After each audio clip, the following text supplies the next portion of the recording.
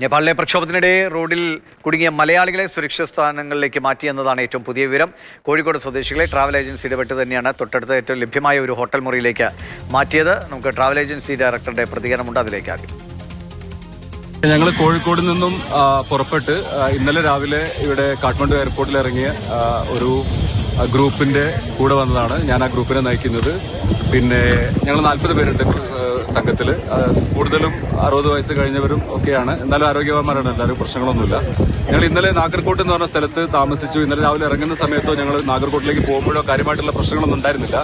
ഇന്നലെ വൈകിട്ടോട് കൂടിയാണ് നമ്മൾ ഇവിടുത്തെ ഇഷ്യൂസൊക്കെ അറിയപ്പെടുന്നത്. പിന്നെ ഇന്ന് ഞങ്ങൾ നാഗർകോട്ടിൽ നിന്നും തിരിച്ച് കാഠ്മണ്ഡുവിലേക്ക് വരുന്ന വഴിയിൽ ഞങ്ങൾ വണ്ടി തടഞ്ഞു വെച്ചു. ഇവിടെ ഇപ്പം ഈ റോഡ് കാണുന്ന പോലെ റോഡിൽ വണ്ടികളൊന്നും ഓടുന്നില്ല. പ്രൊട്ടസ്റ്റേഴ്സ്, ഇവിടുത്തെ യങ് പ്രൊട്ടസ്റ്റേഴ്സ് റോഡ് മൊത്തം വണ്ടികളൊക്കെ തടഞ്ഞു വെച്ചിരിക്കുകയാണ്. ഞങ്ങൾ സേഫാണ്, 40 പേരും സേഫാണ്, കാര്യമായിട്ട് പ്രശ്നങ്ങളൊന്നുമില്ല. ബാക്കിൽ കാണാം നമ്മുടെ ഇവിടുത്തെ പോലീസ് സ്റ്റേഷനൊക്കെ തീയിട്ടതുപോലെയൊക്കെ തോന്നുന്നു. ഞങ്ങൾ നേരത്തെ പോലീസ് സ്റ്റേഷന്റെ പോലീസുകാരുടെ ഒരു ഹെൽപ്പ് കിട്ടുമെന്ന് അറിയാൻ വേണ്ടി പോയിരുന്നു. ആ സമയത്തൊക്കെ അവിടെ പ്രശ്നങ്ങളായിരുന്നു. എന്തായാലും ഇപ്പോൾ ഇവിടെ കാര്യമായിട്ട് എന്തൊക്കെ പ്രശ്നങ്ങൾ നടക്കുന്നുണ്ട്. ഇതാണ് ഇപ്പോഴത്തെ അപ്ഡേറ്റ്സ്. ഇപ്പോൾ ഉള്ളത് ഗോസാല എന്ന് പറഞ്ഞ സ്ഥലത്താണ്.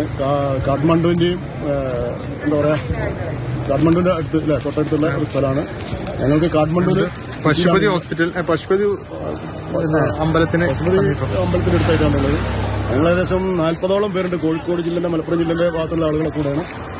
ഞങ്ങൾ ഇന്നലെ രാവിലെയാണ് ഇവിടെ എത്തിയത്. ഇന്നലെ രാവിലെ എത്തിയ മുതൽ ഇവിടെ സംഘർഷങ്ങളാണ്. ഇന്നലെ മുതൽ ഇവിടെ വാട്സപ്പൊക്കെ നിരോധിച്ചുകൊണ്ടാണ് ഇന്നലെ പെട്ടെന്ന് ആളുകൾ സംഘർഷത്തിലേക്ക് വന്നത്. പ്രത്യേകിച്ച് യുവാക്കളാണ്, കോളേജ് വിദ്യാർത്ഥികളും യുവജനങ്ങളൊക്കെ വളരെയേറെ എന്താ പറയുക റൂട്ടിലൊക്കെ ഇറങ്ങിയിട്ട് ഒക്കെ തടസ്സപ്പെടുത്തുകയാണ്.